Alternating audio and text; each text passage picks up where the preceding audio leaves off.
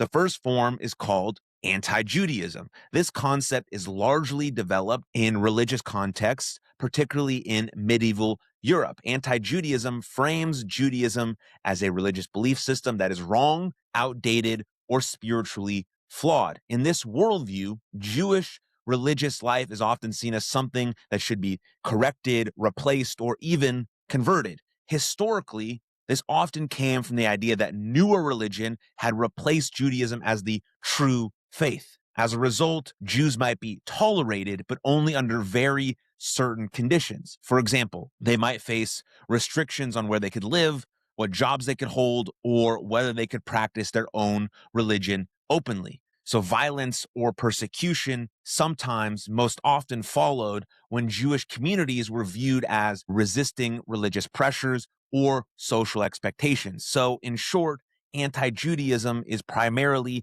religious hostility towards Judaism itself. Then we move on to the second. The second form is anti-Semitism, which can include Nazism as well. Unlike anti-Judaism, anti-Semitism is not primarily about religion. Instead, it frames Jews as a biological or racial group that is inherently dangerous or corrupting.